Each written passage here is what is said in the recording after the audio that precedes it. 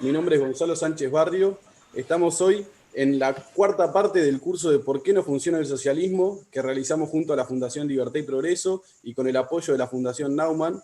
Hoy tenemos el agrado de presentar a Gabriel Zanotti, que es profesor y licenciado en Filosofía en la Universidad del Norte Santo Tomás de Aquino y doctor en Filosofía por la Universidad Católica Argentina. Hoy se desempeña como director académico del Instituto Acto en Argentina y como profesor en la Universidad Austral, la UNSTA, la Universidad del SEMA y profesor visitante de la Universidad Francisco Marroquín de Guatemala. Es autor de numerosos libros como Introducción a la Escuela Austríaca de Economía, Introducción a la Filosofía de Hayek, entre otros. Bueno, sin más, le doy la palabra y antes me gustaría, hacer una breve aclaración sobre las preguntas que deberán ser en el chat de YouTube, con 3 consignas concretas que siempre claras, concisas y siempre con respeto. Bueno, le doy la palabra a Gabriel y muchísimas gracias. Buenas tardes a todos, muchas gracias por la invitación, con un tema siempre tan importante, inagotable como el problema del socialismo, Marx, etcétera, etcétera, que aunque no son lo mismo, vistos desde la Escuela Austríaca de Economía. Bien, voy a hacer ya el clásico compartir pantalla, ¿está? Y vamos a utilizar un clásico PowerPoint, que supongo que ya se está viendo, ¿no? Bien, cualquier cosa los organizadores me avisan.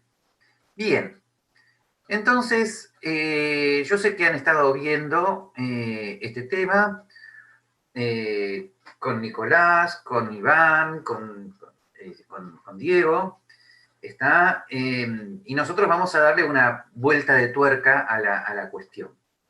Ahí lo tenemos, por supuesto, a von Mises, que se podría decir que es casi el padre de este tema, ¿está? Porque, como recordarán, bien, Mises en 1922, presidido por un artículo que llevaba el mismo nombre, habló de mejor dicho, demostró su famoso teorema de imposibilidad de cálculo económico en el socialismo. Sé que han estado viendo este tema con Nicolás, lo repasamos un poquito, es obvio que una economía, y fíjense que ahora no digo una economía de mercado a propósito, una economía para no manejarse en el caos necesita saber la escasez relativa de los bienes de consumo que luego se imputa a los bienes de producción, y para conocer esa escasez relativa el único medio es el precio, y no digo precio libre a propósito, fíjense, no dije economía de mercado a propósito y no digo precio libre a propósito. Una economía para conocer la escasez relativa de los bienes y servicios necesita del precio. Ahora bien, para que haya precios tiene que haber oferta y demanda y libre intercambio. Para que haya oferta y demanda y libre intercambio, obviamente tiene que haber algún tipo de propiedad privada de los bienes de consumo y, por supuesto, de los medios de producción. ¿Está? Por lo tanto, acá von Mises establece el punto fundamental. Si el socialismo justamente quiere estatizar todo y eliminar la propiedad privada de los medios de producción, obviamente se va a quedar sin precios y la economía va a estar a ciegas. Por supuesto, a ver, división del trabajo va a haber, por algo von Mises habla de la cooperación social en ausencia de precios de mercado, puede haber división del trabajo, puede haber precios fijados por el Estado, que es más o menos lo mismo que decir, me voy a comer un pastel de papas que está fotocopiado en mi plato, es más o menos lo mismo, ¿no? Así que, sencillamente, si los precios libres, no son precios, si la economía no es de mercado, no economizás nada, no hay economía, hay intentos de economizar. Bien. Anoten cualquier pregunta sobre esto para ver en cuánto tenemos que profundizar. Es importante ir acá de lo particular a lo general. ¿Qué quiero decir con esto? Con esto no es que von Mises haya dicho una tesis exclusivamente relacionada con el tema del socialismo. En realidad, se da cuenta de algo que luego va a reiterar Hayek. Se da cuenta que en toda sociedad humana el intento de planificación vertical por parte de una autoridad central lleva al caos, cosa que tiene su enseñanza en muchas otras áreas de la vida humana. Esto también se cumple en la salud, en la educación, en la seguridad social. Algunos anarcocapitalistas dicen que se da también hasta en el Estado central, bueno, eso siempre es un tema de debate, pero en realidad acá von Mises se dio cuenta de algo que luego se generaliza, que se vuelve como una especie de filosofía social. Esto es, el intento de planificar tiene la paradoja de producir el desorden y el caos, ¿no? Que tiene que ver luego con el tema de lo que hoy ya vamos a ver que Hayek llama el orden espontáneo, ¿no? Así que esta no es simplemente una teoría particular para el caso del socialismo, sino que de alguna manera podríamos decir que la imposibilidad del cálculo económico en el socialismo es un caso particular de la imposibilidad de intentar construir una sociedad de igual modo que se construye una máquina. Así que esto es algo filosófico muy importante, muy profundo en la Escuela Austríaca de Economía, y que luego podemos profundizar todo lo que ustedes quieran. Desde luego, la clase que vieron con Iván nos va a ayudar también a que comprendamos que este tema de los precios tiene su importancia también para la refutación de lo que Marx sostenía como la teoría de la pauperización creciente, ¿no? Esto es que cuanto mayor desarrollo tuviera el capitalismo, los pobres se iban a hacer más pobres, los ricos se iban a hacer más ricos, etcétera, etcétera. O sea, Marx reconocía la productividad del capitalismo, pero lo unía a su teoría de la dialéctica. O sea, que eso iba a llevar a un conflicto de intereses, a una explotación de lo que él llamaba la clase trabajadora, una baja permanente en el salario de la clase trabajadora, etcétera, etcétera. Bien, todo esto fue posible de ser refutado cuando la teoría de la utilidad marginal aplicada a los precios de los bienes de consumo se pasa a los precios de los factores de producción, con lo cual queda la teoría de la productividad marginal. Y si comprendemos la productividad marginal, vemos que a medida que aumenta la escasez relativa de los factores de producción en el mercado, su productividad marginal es mayor y por lo tanto su precio es mayor. Por lo tanto, a medida que aumentan las inversiones para producir nuevos bienes de capital y por lo tanto aumenta la demanda de trabajo, el trabajo en relación a la tasa de capital se vuelve más escaso, la productividad marginal del trabajo es mayor y por lo tanto el salario real es mayor. Por lo tanto, esto que estamos diciendo en este momento tiene que ver con la teoría de los precios aplicada a los factores de producción, y es la refutación de la teoría de la pauperización creciente de Marx. Desde luego, como ustedes pueden ver, para que esto funcione, o mejor dicho, para que esto sí se produzca en la práctica, es necesaria una economía de mercado con precios de los factores de producción, donde precisamente y contrariamente a lo que Marx suponía, el factor de producción más caro en una economía desarrollada, en una economía de mercado desarrollada, es el trabajo, y por lo tanto el salario real tiende al alza, no a la baja, como presuponen los marxistas y como presuponen gran parte de supuestos grandes pensadores de la actualidad que no han tenido la vacuna trivalente, la vacuna trivalente de la escuela austríaca, Mises, Hayek y Rothbard. Bien, y esto tiene que ver también, ya que hablamos de Rothbard, con algo que vieron con Diego, que es que Marx también preveía la teoría de la concentración monopolística. Esto es que en una economía capitalista se iba a producir una concentración monopólica, cosa que millones de personas siguen pensando en este momento. Y el eje central teórico para refutar esto estaba ya claro en Mises y Hayek, pero lo terminó de sistematizar Rothbard en Man, Economy and State, cuando afirmó sencillamente que en una economía de mercado todos los precios son de mercado porque se encuentran compitiendo frente a factores competitivos permanentes y una tasa de arancel cero y una competencia potencial permanente, y que por lo tanto, si una empresa o una corporación va aumentando su radio de acción y va como comiendo y absorbiendo precios, se va quedando cada vez sin precios. Y por lo tanto se va enfrentando con el mismo problema del dictador socialista con respecto al cálculo económico. Por lo tanto, a medida que una corporación o lo que fuere aumenta su radioacción, sus posibilidades de cálculo económico son menores y por lo tanto sus pérdidas son mucho mayores y en una economía de mercado libre no podría subsistir. Claro, entonces esto implica la obvia respuesta.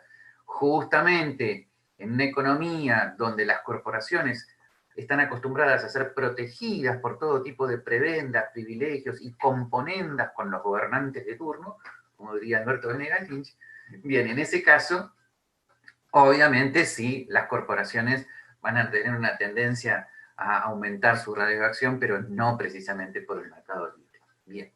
Así que como ustedes pueden ver, este tema de los precios es fundamental para la refutación de lo que Marx pensaba sobre el capitalismo en tres sentidos. Primero, en el sentido de que es imposible que una economía socializada en el sentido marxista economice algo. Segundo, el precio del factor de producción-trabajo tiende a aumentar permanentemente y por lo tanto la teoría de la pauperización creciente de Marx es imposible. Y tercero, los precios de mercado, existiendo en un mercado libre, con ausencia de privilegios legales y competencia potencial, impiden la concentración monopolística. Bien, ok.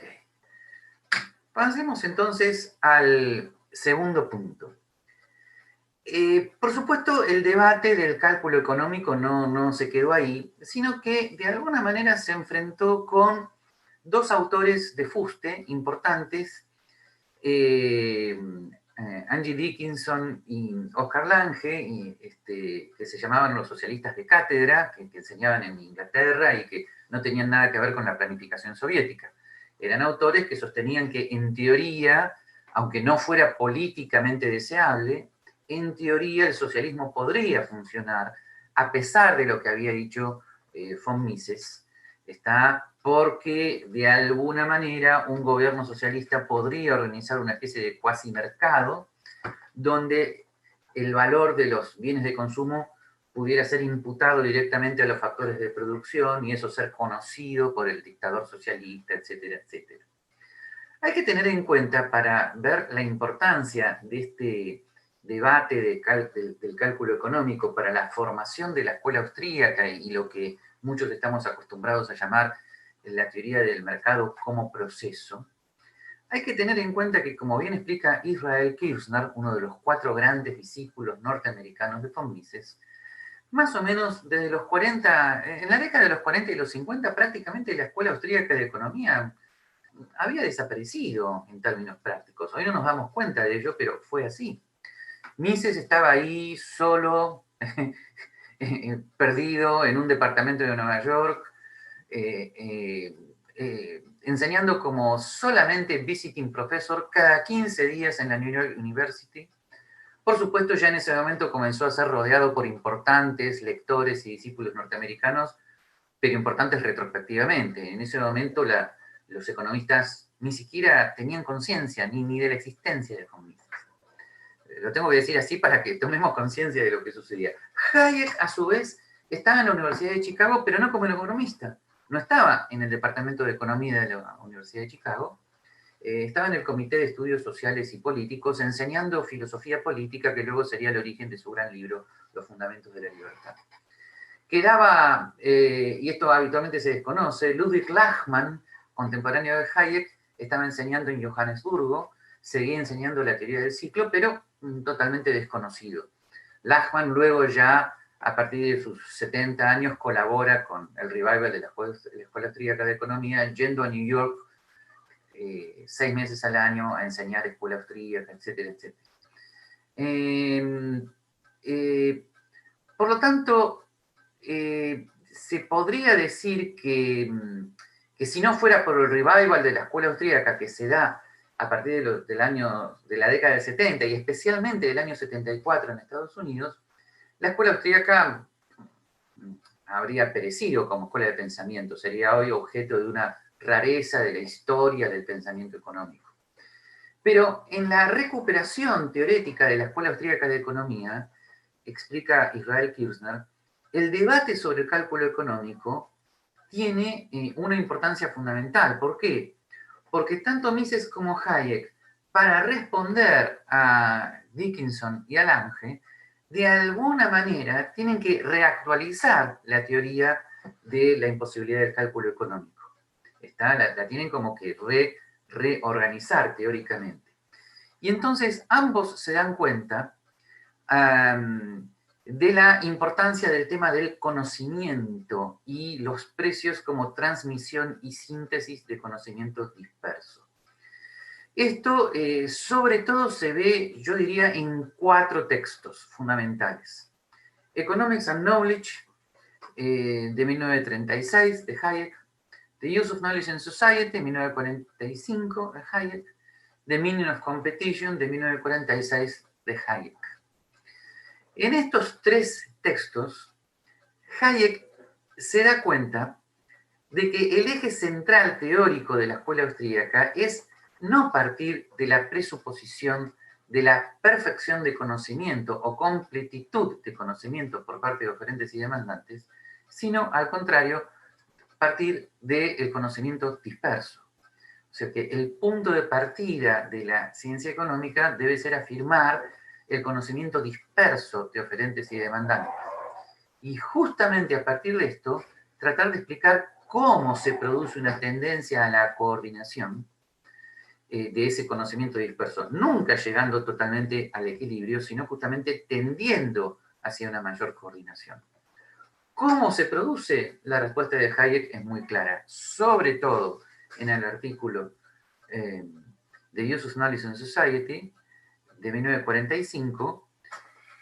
Allí Hayek establece la función de los precios como síntesis de conocimiento disperso, y cómo el movimiento de precios libres, obviamente, es lo que va indicando la escasez relativa de los bienes, y que esto es un proceso, o sea, que el mercado está siempre en movimiento, tratando de coordinar conocimiento disperso por medio de los precios libres, que son lo único que impide que el conocimiento sea más disperso aún.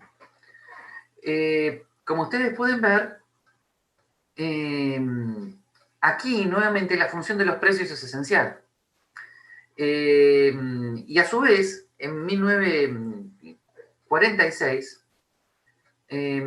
Hayek escribe otro artículo que se llama The Meaning of Competition, donde señala claramente que la libertad de entrada al mercado es fundamental para el mercado libre, y además en este artículo del 46 rechaza sistemáticamente los puntos del modelo de competencia perfecta. ¿Está? No bajo el argumento de que era irrealista, sino bajo la crítica fundamental de que estaba mal planteado, porque si yo parto en teoría económica del conocimiento perfecto de oferta y demanda, estoy partiendo de lo que quiero solucionar. O sea, el problema es la dispersión del conocimiento. El asunto es cómo se llega a una mayor coordinación de conocimiento. Estos 3 ensayos hay que tener en cuenta que Hayek los desarrolla teniendo en cuenta ya el debate del cálculo económico que se estaba viniendo. O sea, de personas que estaban diciendo que de alguna manera el dictador socialista iba a tener el conocimiento suficiente para hacer el cálculo económico. Y la respuesta de Hayek es muy simple. Nadie tiene el conocimiento suficiente, sino que el único conocimiento del cual disponemos para hacer el cálculo económico son los precios como síntesis de conocimiento disperso y como señal de la escasez relativa de los bienes. Sobre todo porque hay que tener en cuenta que Hayek incorpora acá el factor aprendizaje. O sea, cómo aprendemos a partir de los precios del pasado a tener expectativas sobre el futuro. ¿Está? En esto vamos a profundizar ahora, pero quiere decir que ahora estoy colocando algo muy, muy filosófico que es muy importante. Conocimiento en la Escuela Austríaca de Economía no es igual a información.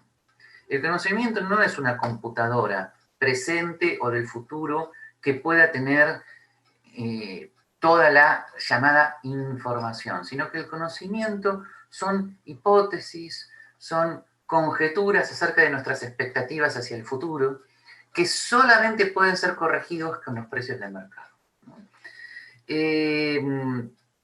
Bien. Esto es recogido por von Mises cuando en 1949 termina de escribir su libro La acción humana, Y es muy sintomático que en su capítulo 15, cuando habla de los precios y del mercado, los capítulos 15 y 16, cuando habla de los precios y del mercado, lo cita a Hayek, cita estos tres artículos y aclara que el mercado no es una cuestión estática. Mises dice,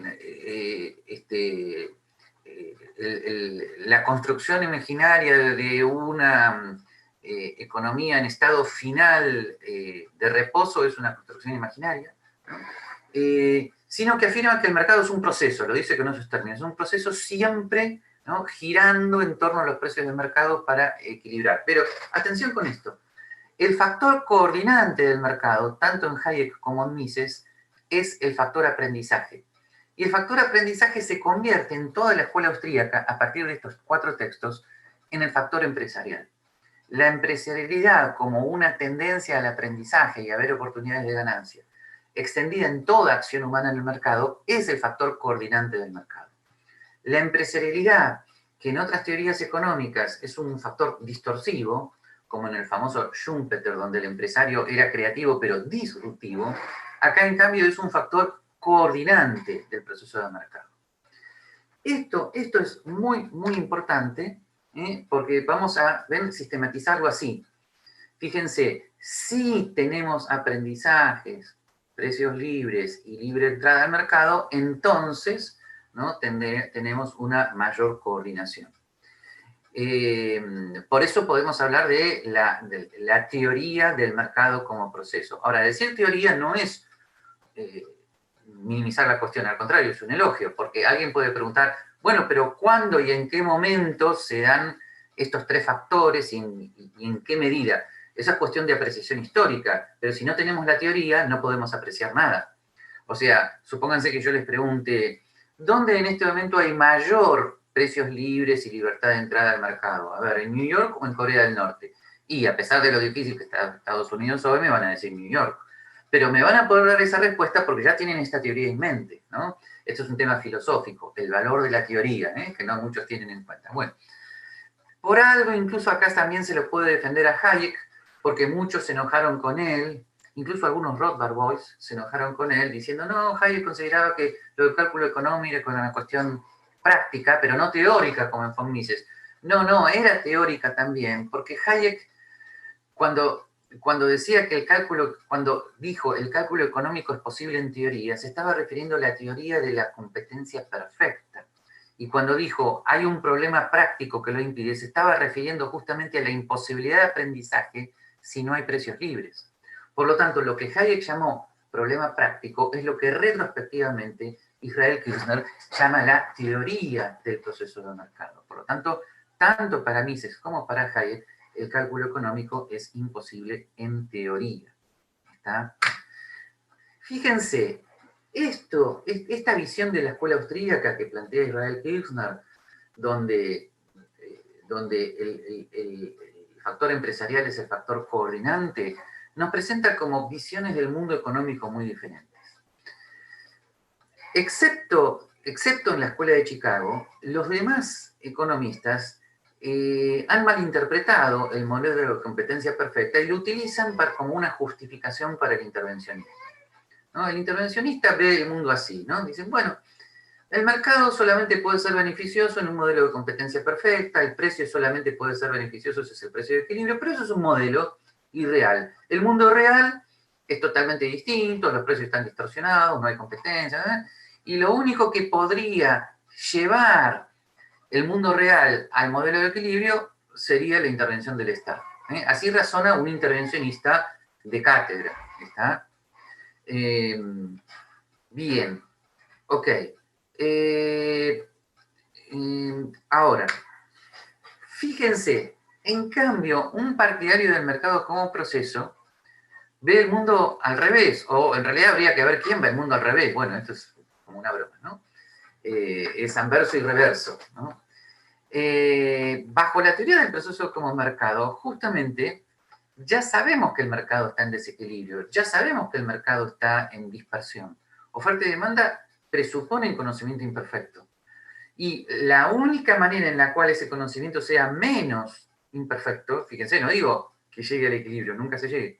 La única manera de que haya una tendencia a una mayor coordinación es con los precios libres, que es lo que permite que el aprendizaje pueda testear de alguna manera, ex post, sus proyectos de inversión, porque solamente los precios libres pueden indicar en qué medida yo siempre estoy por arriba o por debajo de los costos, que a su vez están subiendo y bajando permanentemente.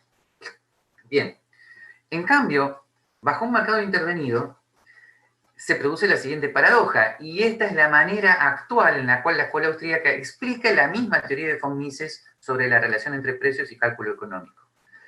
Si bajo la teoría del mercado como proceso yo intento tocar un precio, ¿está? Entonces justamente estoy como eliminando o distorsionando el único mensaje que tengo para garantizar el aprendizaje en el mercado. Al tocar el precio, entonces elimino la imposibilidad de la tendencia a la coordinación. Y entonces hay una menor coordinación o nula coordinación, y esto es una cuestión de grado. En última instancia, se podría decir de manera muy pesimista que el intervencionismo es un socialismo moderado y que vivimos en socialismo, ¿no? Entonces, como ustedes pueden ver, es al revés. Esa intervención en el mercado, que el intervencionista suponía que era lo que iba a corregir al mercado, es lo que lleva al mercado a una menor coordinación. Es exactamente al revés, ¿no? Esto no significa decir que el mercado libre es una porquería total y que la intervención del Estado la empeora. No, no, no, el mercado libre tiende a la coordinación, el mercado libre aumenta el salario real, el mercado libre aumenta la cantidad de bienes y servicios para la mayor parte de personas en el mercado, etcétera, etcétera, etcétera, pero no es un sistema perfecto, no hay una perfecta coordinación del conocimiento, y los intentos de mejorar esa coordinación llevan justamente a una menor coordinación. Fíjense, es una manera más actual, más de acuerdo a la teoría del mercado como proceso, de afirmar lo mismo que decía von Mises, no toquen los precios, ¿no? Lo cual tiene muchas implicancias en las medidas de política económica que puedan tomar. Bueno, esto si quieren lo aclaramos después. Ok, y recuerden que mercado como proceso es una expresión que se sistematiza no solamente en los textos de von Mises y Hayek, sino sobre todo a partir de los textos de Israel Kirzner, a partir de 1973, cuando sale el famoso libro de Israel Kirzner llamado Competencia y Función Empresarial. Bien. Es a esto justamente a lo que me estaba refiriendo, ¿no? O sea, Kirzner, que lamentablemente en el 2003 hay que estar aclarando que nada que ver con quien ya saben. Bueno, Israel Kirzner tiene un aporte histórico y un aporte teórico. El histórico es haber mostrado cómo hay una teoría unificada de la Escuela Austríaca de Economía entre Mises y Hayek. No significa esto afirmar que los autores sean lo mismo, pero sí significa afirmar que ambos colaboraron en elaborar la teoría del mercado como proceso, donde el debate sobre el cálculo económico tuvo una importancia fundamental. Por eso es muy interesante comparar, y lo tienen justamente ahí arriba a la izquierda, qué es lo central y qué es lo adicional en las dos teorías. En las teorías neoclásicas convencionales, lo central de la economía es la suposición de competencia perfecta, de perfecto conocimiento, y lo adicional es incorporar el tema de cómo procesar la información en lo que se llama la economía de la información. En cambio, en la Escuela Austríaca de Economía, lo central es la toma de conciencia del conocimiento disperso de oferta y demanda, y lo adicional es justamente el factor empresarial como aquello que permite una mayor coordinación. Usted me va a decir, bueno, pero entonces sin factor empresarial no habría coordinación. Exactamente. Y por lo tanto, para que el factor empresarial funcione, vienen los otros dos elementos. Para que el factor empresarial implique una mayor coordinación, porque ya sabemos todos que los empresarios no hacen nada de esto pensando en nada de esto que estoy diciendo, lo hacen pensando en su propio beneficio. Para que el factor empresarial implique mayor coordinación, los precios tienen que ser libres y el mercado tiene que tener libertad jurídica de entrada. ¿Está? Bien. Lo cual presupone algo que a nadie le gusta en general, ¿no? Que es el arancel cero producto. Bien. Ok. Entonces, esto nos muestra, ¿no?, la importancia, como dije antes, del problema del conocimiento. ¿Por qué? Porque, bueno, esta, si quieren, es la parte más filosófica de la exposición. No se preocupen, lo voy a decir de la manera más sencilla posible. Esto nos muestra que en la escuela austríaca hay una cuestión filosófica implícita que hay que hacer cada vez más explícita, ¿no?, que es la importancia del problema del conocimiento. Conocer, entonces, no es informarse sobre los datos. Porque si pensamos esto, entonces sí, permanentemente vamos a tener la tentación de suponer que en el futuro puede haber una mejora todavía mucho más de lo que hay ahora en el ámbito de la computación y que por lo tanto un dictador socialista va a poder realizar el cálculo económico. No, porque fíjense, los datos en realidad cuando decimos datos, estamos hablando de un canal físico donde de alguna manera acumulamos la información. O sea, por eso está bien dicho grabar datos, porque cuando yo escribo en un papel o en una computadora o en un papiro, en los tres casos, el papel, la computadora, el papiro, es el canal físico donde yo estoy grabando físicamente ciertas cosas, que luego, y son cosas físicas, no es conocimiento humano, que luego sí puede ser decodificada, puede ser interpretada por un ser humano. Por eso fíjense lo que significa el libro cerrado son los datos. El libro abierto, que está siendo leído por un ser humano, eso es conocimiento. Porque leer es justamente decodificar. Para leer hay que saber interpretar el mensaje, lo cual no tiene nada que ver con una lectura literal del mensaje, significa decodificarlo en el contexto, ¿está? Y todo eso es un acto de interpretación.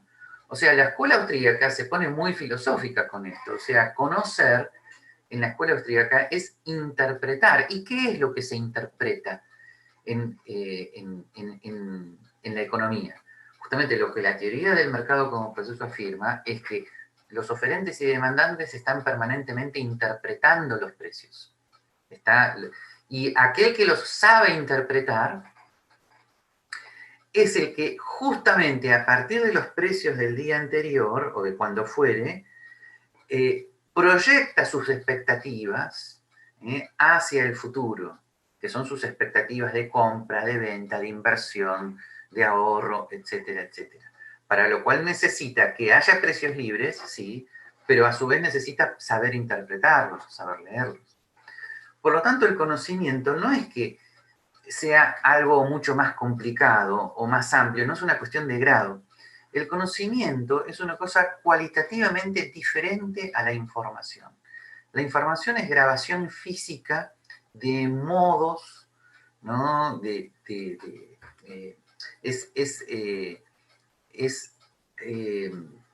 Grabar físicamente aquello que luego sí va a poder ser interpretado.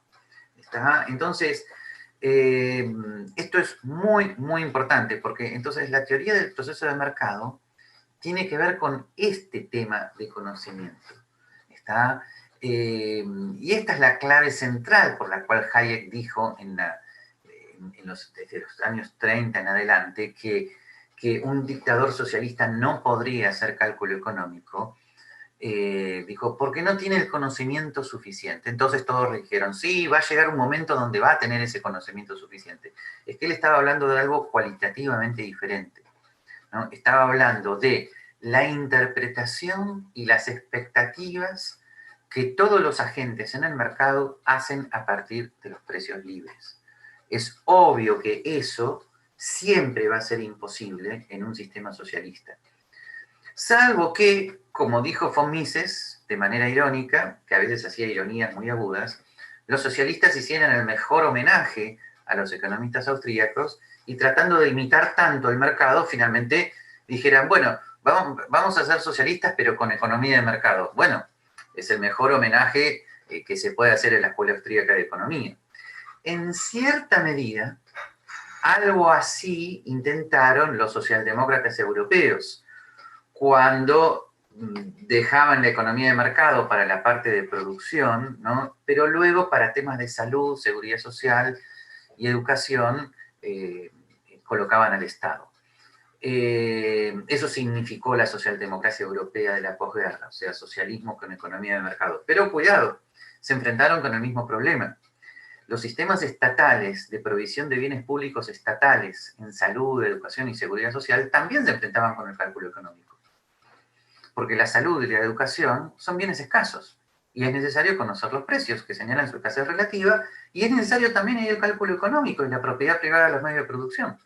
Por lo tanto, intrínsecamente, más allá de cuestiones culturales, que al lado de lo que era Latinoamérica en los 70, Europa podría llegar a estar muy adelantada, más allá de esas cuestiones culturales, la provisión estatal de bienes públicos en esos ámbitos, educación, salud y seguridad social, es intrínsecamente ineficiente, a menos que, otra vez, ¿no?, trate de competir con sistemas de libre mercado y trate de copiar o imitar los precios del libre mercado.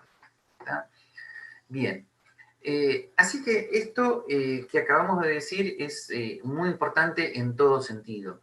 El cálculo económico es imposible en el socialismo, pero hay que recordar que lo que a veces llamamos políticas económicas por parte del Estado, manteniendo la economía de mercado, son socialismos en otros ámbitos.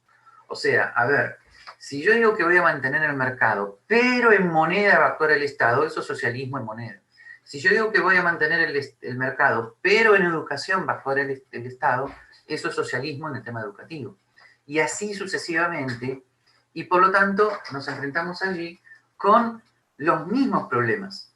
¿Está? O sea, en esos socialismos no llamados así, no advertidos así, en política exterior, en educación, en salud, etcétera, etcétera, nos vamos a enfrentar con el mismo problema, con la imposibilidad de cálculo económico. ¿Está? Es un problema no de grado, sino esencial.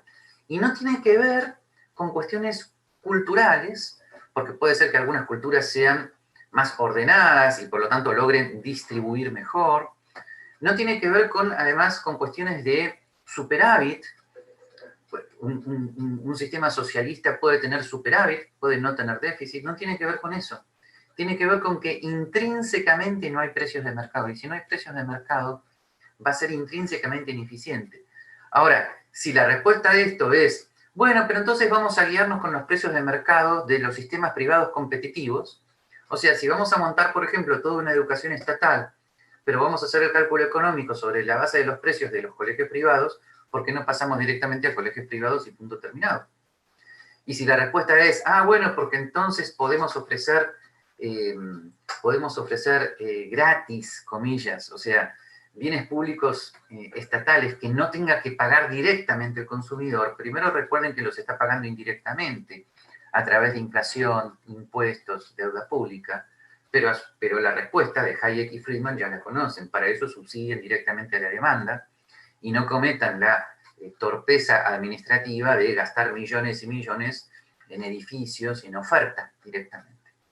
Bien, por supuesto, en las circunstancias mundiales actuales, estamos hablando de Marte, a donde creo que todos nos vamos a tener que mudar si queremos un poquito de libertad, pero por lo menos es necesario mantener esto en teoría, y vuelvo a decir en teoría, ¿no? Porque nada de lo que estoy diciendo se basa en cuál es el país más exitoso o dónde se aplicó. Todo lo que estamos diciendo en este momento se basa en esto, ¿ven? Esta es la teoría del cálculo económico hoy. Los precios libres son indispensables para el proceso de coordinación. ¿Cuándo y dónde esto se produce más o menos? Es algo que podemos juzgar, pero el fundamento para juzgarlo es tener antes esta concepción teórica previa, no después. Entonces, la famosa pregunta, ¿dónde se aplica hoy un mercado libre? Es irrelevante. El asunto es, cuanto más se aplique mejor, cuanto menos se aplique peor. Fíjense que esta es una teoría, y la teoría, esto es muy filosófico, tiene la ventaja de que no depende de circunstancias fácticas, Lo mismo, a ver, para darles un ejemplo, cuando von Mises dice, si aumenta la oferta monetaria, el poder adquisitivo de la moneda va a bajar. Eso no se refuta con que le digan que los aztecas no tenían moneda y que por lo tanto no se cumplía el tema del poder adquisitivo. Y claro, si no había moneda, no podía haber oferta monetaria. La teoría lo que dice es, si hay cambio indirecto, entonces el aumento de la oferta monetaria, sí hay cambio indirecto, ¿no? Y esa teoría es condicionalmente verdadera. No se refuta diciendo, bueno, pero ahora no hay moneda. Esto tampoco se refuta diciendo, pero ahora no hay mercado. Ese es el problema es que no hay mercado. ¿Ok? Bien. Bueno, entonces, bueno, vamos a ir concluyendo. ¿Ok? Vamos a ir concluyendo. Repasamos de vuelta todos los slides.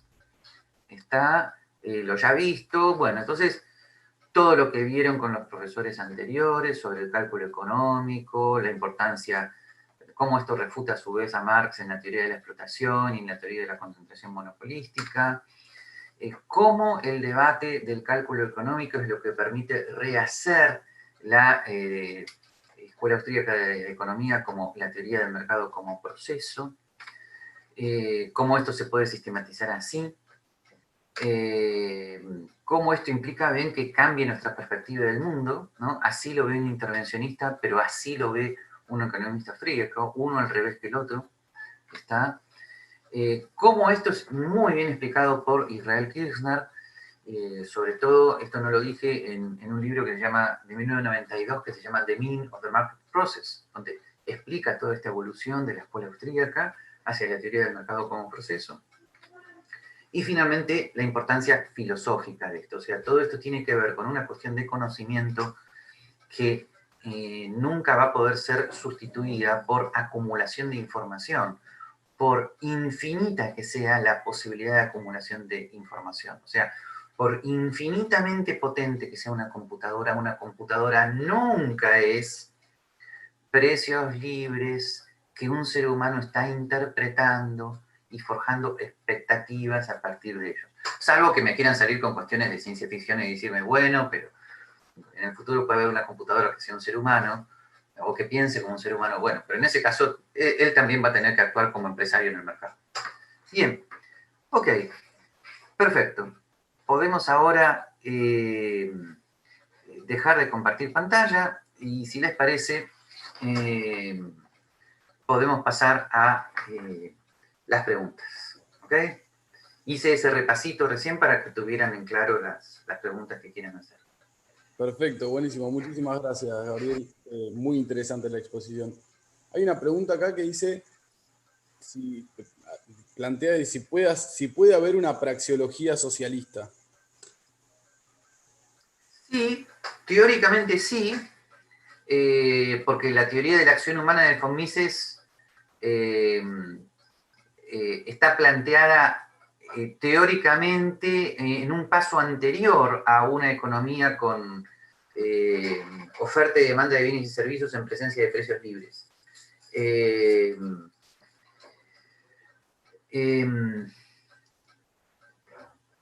Lo que ocurre es que el que intente esa construcción teórica se va a enfrentar con el problema del cálculo económico. O sea, si él, a partir de una praxeología, deduce la teoría subjetiva del valor, la teoría de la utilidad marginal decreciente, entonces, si eso luego, si aplica la teoría del valor subjetivo y la utilidad marginal, que son praxeológicas, a un mercado donde no haya precios, inmediatamente se va a dar cuenta que si no hay precios, nada puede funcionar.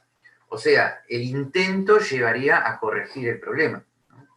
Así que, en principio, sí, pero luego el que desarrolle una praxeología con el intento de una economía socialista, inmediatamente se daría cuenta de que el intento es imposible, salvo que no haya entendido la praxeología que está desarrollando. Perfecto, clarísimo. Hay acá otra pregunta que dice, me parece interesante para contestarla con fundamento, y dice, ¿es inmoral que el propietario de los medios de producción no trabaje y sus obreros sí, y sin embargo obtenga ganancias? Bueno, todo depende de lo que se entiende allí por trabajo. Claro que si por trabajo se entiende estar contratado, yo no puedo ser contratante y contratado de lo mismo y en el mismo sentido. Ahora, el trabajo del empresario es justamente interpretar los precios y forjar expectativas futuras. Y en ese sentido es el factor de producción por excelencia. O sea, en la economía contemporánea, el conocimiento es el factor de producción. Por lo tanto, sí que trabaja. Ahora, en un sentido analógico. Ahora, hay que tener en cuenta además que la Escuela Austríaca de Economía no entiende por empresario solamente la visión típica del empresario, sino que habla de un factor empresarial en toda acción humana en el mercado. O sea, que el consumidor, el ahorrista, el inversionista, etcétera, etcétera, tienen acción empresarial. O sea, cuando alguien va a comprar un supermercado, también está teniendo acción empresarial. O sea, siempre que nuestras expectativas futuras impliquen un correcto manejo de los precios con tal de que nuestras ganancias vayan aumentando, eso implica factor empresarial. El factor empresarial es fundamentalmente tener la idea. Hay algunos debates en los economistas austríacos contemporáneos, pero hay un relativo consenso en que la empresarialidad consiste en la idea. Una vez que tengo la idea, que es lo difícil, entonces ahí puedo, por ejemplo, juntarme con un conjunto de capitalistas en el sentido clásico, o sea, que me den el capital inicial. Eso se llama a veces los inversores. A su vez, ese capital inicial lo vuelco a un mercado de capitales, donde a través de la tasa de interés hay inversores en el sentido que toman eso para la creación de nuevos bienes de capital, etcétera, etcétera. Ese es el ahorrista. Con el capital inicial, ¿no? Yo puedo contratar gerentes que me ayuden a hacer el proceso de inversión, pero los puedo despedir si veo que están manejando mal las cosas. O sea, lo fundamental de la empresarialidad es tener la idea, no tener el dinero, sino la idea. Y eso es lo que explica justamente el factor de coordinación, pero eso es también lo que explica que a veces son pocos los empresarios que en un mercado libre subsisten en el mercado libre, porque tener buenas y mejores ideas al rato no es sencillo. ¿Sí?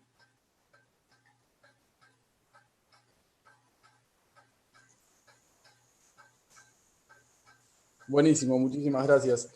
Acá hay una pregunta que me pareció muy interesante, yo ya te había escuchado hablar de esto, que dice, ¿la democracia indefectiblemente se degenera hacia grados cada vez mayores de socialismo?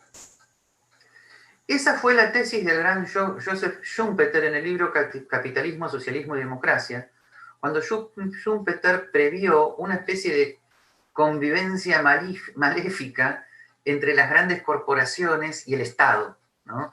Pero atención que eso ya de alguna manera lo había predicho Adam Smith. En ese sentido, una cosa es la teoría de la concentración monopolística de Marx, de la cual ya hemos hablado, y otra cosa es una teoría que afirme una especie de incentivos perversos de las empresas para convertirse en grandes corporaciones y pedir protecciones por parte de los grandes gobiernos. Eso efectivamente se ha dado, el capitalismo ha degenerado en eso, pero precisamente es muy interesante ver que el famoso James Buchanan, el que desarrolla la teoría del public choice, dice que él descubre su gran programa de investigación cuando lee ese libro de Buchanan y dice, pero esto tiene que tener una respuesta. Entonces, Buchanan desarrolla la teoría de la decisión pública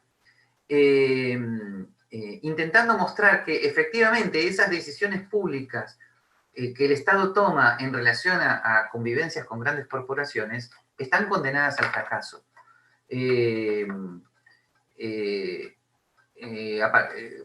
Hay que leer en ese sentido el cálculo del consenso, pero también el tercer tomo del libro de Hayek, Derecho, Legislación y Libertad, ¿no? O sea, en última instancia, para evitar los lobbies, los grupos de presión, para evitar la extensión de los poderes legislativos y ejecutivos respondiendo justamente a las demandas de los grupos de presión, hay que como que reformular nuevamente el pacto constitucional originario, y por eso muchas veces se habla de una economía política constitucional. ¿Está? Por lo tanto, es inevitable la tendencia al estatismo. Bueno, es evitable desde el punto de vista de la teoría de los precios. La pregunta podría ser, ¿es psicológicamente evitable? Ahí yo sería un poquito más pesimista, pero eso no implica que no debamos seguir luchando por lo contrario, sencillamente porque, aunque sea psicológicamente inevitable la tendencia al socialismo, el socialismo no funciona. Bueno, esto es muy filosófico, ¿no?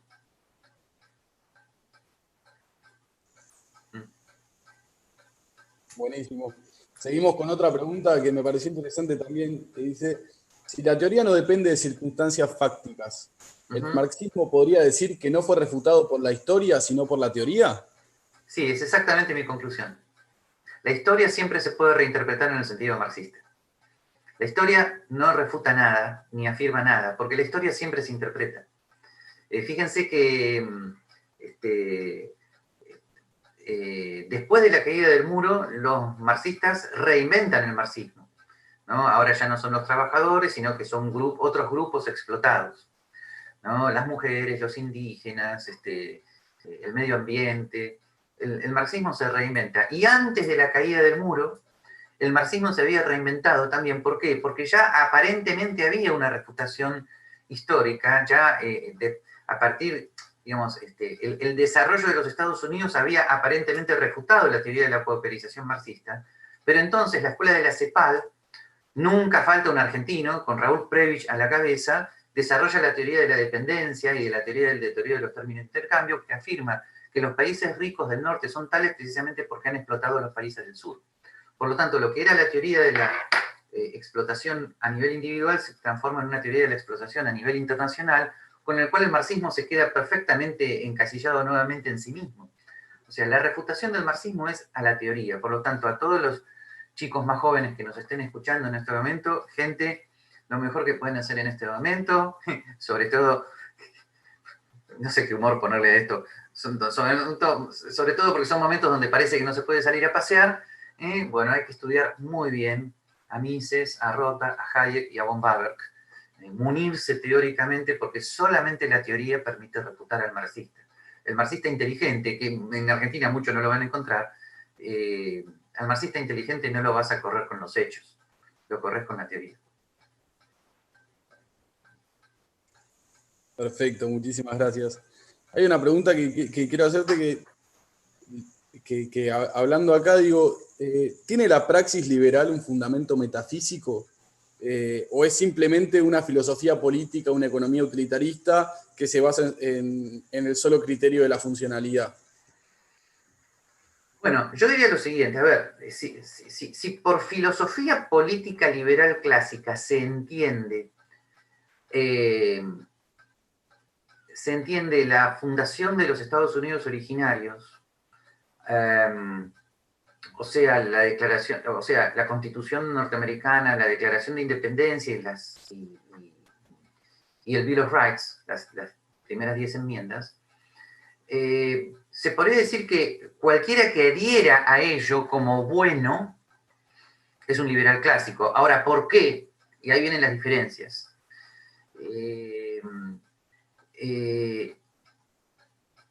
Algunos liberales clásicos dicen, bueno, porque todo ello es útil, lo cual remonta la pregunta a ¿para qué es útil todo ello? Y ahí es donde uno se puede llegar a ir hasta el infinito. Y otros liberales clásicos preferimos decir, es que todo ello se basa en la naturaleza humana, todo ello se basa en lo que es correspondiente con una naturaleza humana que, aunque dañada por su ignorancia o su pulsión de agresión, sin embargo es una naturaleza humana que solo encuentra, cuyo único progreso posible es el camino del comercio, de una sociedad comercial y de bases institucionales de esa sociedad comercial. A su vez, cuando uno afirma esto, hay como dos grandes tendencias. Una son los randianos, que hablan de la naturaleza humana, y la otra libre competencia de los randianos somos los tomistas, que hablamos de una naturaleza humana en el sentido de que Dios ha creado el ser humano en su imagen y semejanza. Y en ese sentido nos sentimos muy bien acompañados por la Declaración de la Independencia norteamericana, que sostiene que Dios ha creado a todos los seres humanos libres e iguales, y les ha otorgado los siguientes derechos a saber, pero esos derechos no son invenciones arbitrarias de nada, sino que son consecuencias de esa naturaleza humana creada a imagen y semejanza de Dios. Ahora, si alguien no quiere decir crear imagen y semejanza de Dios, por lo menos que vea la naturaleza humana. Y atención, porque por naturaleza humana también se pueden entender muchas profundas observaciones sobre cómo funciona la naturaleza humana, que están en el libro de Adam Smith, La teoría de los sentimientos morales, y Adam Smith era creyente, pero también en David Hume, que no era creyente. Así que por naturaleza humana podemos entender varias cosas que hay en determinados autores, pero los principales para mí, para entender el tema de la naturaleza humana, son por un lado Santo Tomás de Aquino, pero por el otro lado la escuela escocesa, David Hume, Adam Ferguson y Adam Smith. Independientemente de que David Hume obviamente no tenga los mismos fundamentos metafísicos que Santo Tomás.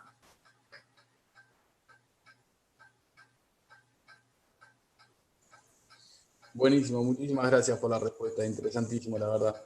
Se puede seguir esto hasta el infinito, ¿no? Sí, sí, me imagino. Sí, sí. Hay una pregunta acá en el chat que dice, el efecto de la psicología humana en las decisiones individuales del mercado provoca un cierto grado de error. ¿Matiza esto la infalibilidad de la praxeología o Mises no decía exactamente eso? Es que el grado de error es totalmente compatible con la teoría del mercado como proceso. O sea, justamente von Mises afirmaba que la acción humana es en sí misma falible, está sujeta al error y a la incertidumbre. Y esa acción humana falible, errónea, incertidumbre, es la que actúa en el proceso de mercado. Y como habíamos dicho antes, justamente en el proceso de mercado, lo único que permite, que haya seres humanos que sean menos falibles que otros en cuanto a la interpretación de los precios, es justamente una economía de mercado con precios libres. Así que no hay una infalibilidad de la acción humana. La acción humana es falible y es un poquito menos falible en el proceso de mercado. Tal vez el malentendido pueda llegar a venir por el lado de que von Mises afirma de que de la acción humana intencional se deduce necesariamente la teoría subjetiva del valor o la utilidad marginal decreciente. Sí, en eso tiene razón. Pero eso no quiere decir que el empresario en el mercado sea infalible. Toda acción humana en el mercado es falible, por los motivos que fueren. Ahí el economista no tiene que ponerse a ser psicólogo. El economista lo único que afirma es, el economista no es terapeuta, no hace psicología. El economista lo único que afirma es, si tenés precios libres, el error va a ser menor. Ahora, si tenés el caso de una persona que sistemáticamente compra todos los factores de producción más caros y se funde permanentemente, bueno, sí, mandarle a un psicólogo, pero el economista tiene otro. El economista eso no lo niega, el economista sencillamente dice, no te preocupes por eso en la medida que haya precios libres. Ahora, en un país como la Argentina, sí, preocupate, está lleno de psicópatas sin precios libres, y no digo más nada, ¿no? En la Argentina está lleno de psicópatas sin precios libres, y ahí está el peligro. Perfecto, muchas gracias. Mejor no los nombramos ni decimos dónde están, ¿no? Totalmente. Hay una pregunta que en el chat, otra pregunta que dice, ¿el liberalismo manchesteriano es el responsable de dejarle servida en bandeja la teoría del valor trabajo a Marx? Me parecería un poco exagerado. La escuela de Manchester, como tantas otras personas de la escuela clásica de economía, sencillamente tenían una teoría del valor costo de producción, no del todo refinada, y que efectivamente Marx la toma y la aprovecha, pero, a ver, hay como dos tendencias dentro de la escuela austríaca. Una tendencia es de ver esa historia del pensamiento económico como la ve Rothbard, donde parece como que los clásicos eran infradotados que le dejaron todo plantado a Marx. Yo, en cambio, aprendí historia del pensamiento económico con Juan Carlos Kachanowski, que Dios lo tenga en su gloria. Y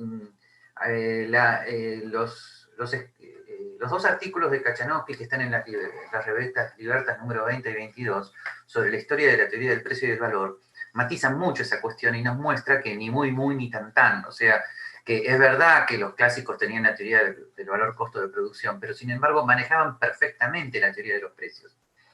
Y que en ese sentido no le dejaron todo servido a Marx.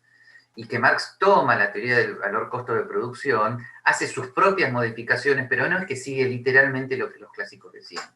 Así que hay que matizar un poquito más esa opinión. Y les recomiendo la lectura de los dos artículos de Kachanowski.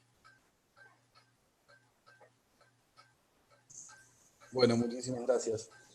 ¿Podrías repetir la revista en la que, donde está la publicación? Sí, cómo no. Revista Libertas, lo encuentran en el internet. Números 20 y 22. Y el título es Historia de la teoría del valor. Muchísimas gracias. Bueno, espectacular. Hay otra pregunta que dice, no, perdón, esta ya la hice. Sí, a ver. Dice, ¿es correcta la afirmación de que la intervención estatal es un equilibrio inestable? Hay muchos debates al respecto. Algunos economistas austríacos, ahora no me acuerdo exactamente el nombre, no es uno de los autores principales, ha dicho que von Mises tiene una teoría del equilibrio dinámico. Puede ser, pero es una cuestión de términos. Si por equilibrio dinámico se entendía la tendencia al equilibrio de la que hablaba von Mises. Hayek también hacía lo mismo, ¿no? Entonces, o sea, a ver, la historia de la escuela austríaca en ese sentido no es homogénea, justamente es una historia. Se podría llegar a decir que Mises en la acción humana es aún demasiado neoclásico en su esquema. Que es algo que luego justamente Huerta de Soto señala en algunos de sus libros, y su Huerta de Soto deja de hablar de tendencia al equilibrio. Y eso a mí me influyó bastante. Fíjense que yo en general digo tendencia a la coordinación, o a veces de manera más pesimista digo una tendencia a la menor descoordinación, ¿no? Como diciendo, el mercado es una cosa muy imperfecta. Así que hay que tener cuidado con los términos. Se podría hablar de una teoría del equilibrio dinámico, Mises, pero que él mismo llama mercado como proceso y que luego Israel Kirzner desarrolla mucho más. O sea, en última instancia, el economista austríaco que más claridad ha arrojado en esto es Israel Kirzner. Sobre todo su libro 1992, The Meaning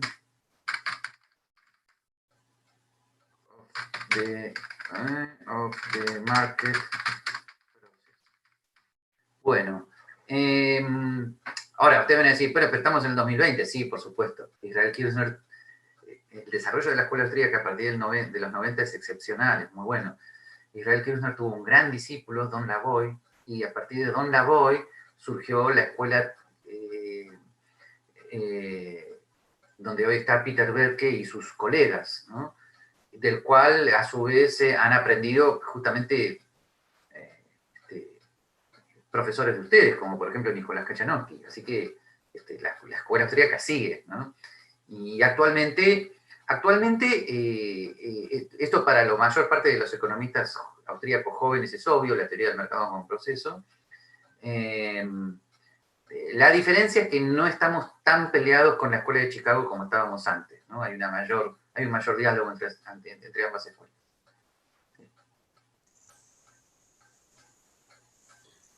Muchas gracias. A ver, te hago una última pregunta para ya ir liberándote.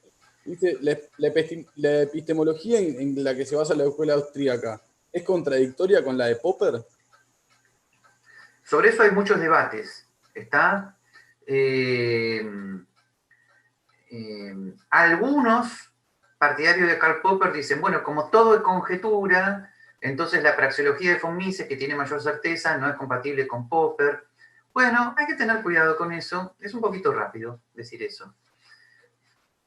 Yo me atrevería a decir, pero vuelvo a decir que sobre esto hay muchas opiniones, que de lo que estoy seguro es esto, de la praxeología, que tiene certeza, no se deduce así de golpe y completamente la teoría económica.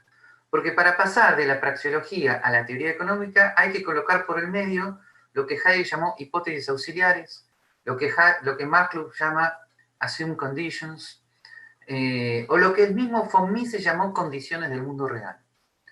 Por lo tanto, en ninguno de los tres autores hay un paso directo y automático de la praxeología de la economía. Hay que incorporar hipótesis por el medio, hipótesis teóricas, pero hipótesis, o sea, que no se deducen de la praxeología, y por lo tanto el sistema queda un poquito más parecido a un sistema hipotético deductivo, como lo planteaba Popper. Donde a su vez, bueno, todo depende de qué interpretación tengamos de Popper, pero en una interpretación mucho más amplia, no hay un testeo empírico así directo, fáctico, hay como una ilustración de lo que se está queriendo decir. Así que yo diría que para ver en qué medida la escuela austríaca es compatible con Popper, yo les recomendaría la lectura de este artículo. Ya lo tenemos en español. Se llama El problema de la verificación en economía. Este artículo es de Fritz Machlup. Fue escrito en 1955 y encuentran su versión castellana en la revista Libertas, número 40. ¿Ok? Es lo mejor que tengo para recomendarles sobre metodología de la escuela austríaca. Buenísimo. Y por supuesto, si hay alguna otra pregunta, tengo tiempo. Todo depende de los organizadores, de ustedes. Ustedes manejan eso. No sé cómo, estamos pasados de tiempo, pero hay una pregunta más acá que me parece interesante para hacerte. Sí, deberíamos ser concretos en la respuesta para no pasarnos tanto de tiempo. Bien. Pero dice, marxismo clásico es distinto al marxismo cultural. El sujeto de la dialéctica cambia y el ámbito es igual. ¿Cómo es posible que el marxismo clásico no fuera refutado por la historia si lo vemos a diario? Bueno, no sé qué entenderá el autor de la pregunta por marxismo cultural. Si se está refiriendo a la escuela de Frankfurt, hay que tener cuidado de ser injusto con la escuela de Frankfurt. La escuela de Frankfurt no tiene nada que ver con el marxismo soviético. Sobre todo me estoy refiriendo a tres grandes autores de la escuela de Frankfurt: Adorno, Horkheimer y Habermas. Ahora, si nos estamos refiriendo a autores como Marcuse o Galbraith, bueno, puede ser que eso influya un poquito más en lo que a veces despectivamente se llama el marxismo cultural. Pero vuelvo a decir, con respecto a que el marxismo está siendo refutado por la historia, hay que tener mucho cuidado porque, claro, si alguien ve la historia desde la perspectiva liberal clásica, puede ser. Pero ahí lo importante es, por lo tanto, cuál es la perspectiva desde la cual ves la historia. ¿Está? Y así que insisto en eso, la perspectiva es un tema de debate teórico. Así que termino con esto. Alguien podría decir que lo que está sucediendo ahora en Estados Unidos es una especie de ejemplo histórico de la lucha de clases. Mirá si un marxista te dice eso, ¿y qué le decís? Exactamente. La única respuesta es teórica, porque desde un punto de vista fáctico él puede interpretar perfectamente que Black Lives Matter es la nueva clase explotada levantada contra el capitalista explotador de siempre, que es el heteropatriarcal blanco. ¿Qué le contestas? Así que, gente, no, estudien teoría. No se molesten, ¿no? Que lo voy a decir, pero no hinchen con la historia, gente. Estudien teoría, por favor. Bueno. Perfecto. Bueno, ahora sí vamos cerrando, que estamos pasadísimos de tiempo. Te quería agradecer realmente. Interesantísima la clase, muchísimas gracias por todo. Bueno, hago un pequeño comentario para cerrar y después te dejo despedir. Gabriel, si quieren hacer un aporte para que podamos seguir haciendo este tipo de cursos, en la descripción del video está el link para poder aportar. Quiero comentarles que, bueno, que todo esto también es posible gracias a la Fundación Friedrich Naumann, que nos ayuda un montón. Bueno, también quiero contarles que la clase que viene va a estar acompañándonos Javier Milei en la última clase para cerrar este ciclo de charlas. Así que, bueno, muchísimas gracias, Gabriel, y bueno, te dejo despedirte. Bien, de vuelta, un gran honor estar en este curso y acompañado por tan eximios profesores. ¿Está? Así que cualquiera que quiera comunicarse conmigo se comunica con Gonzalo, ningún problema, yo siempre contesto los emails. Así que, ¿okay? Quedo al servicio de todos. Bueno, muchas gracias. Chao, saludos.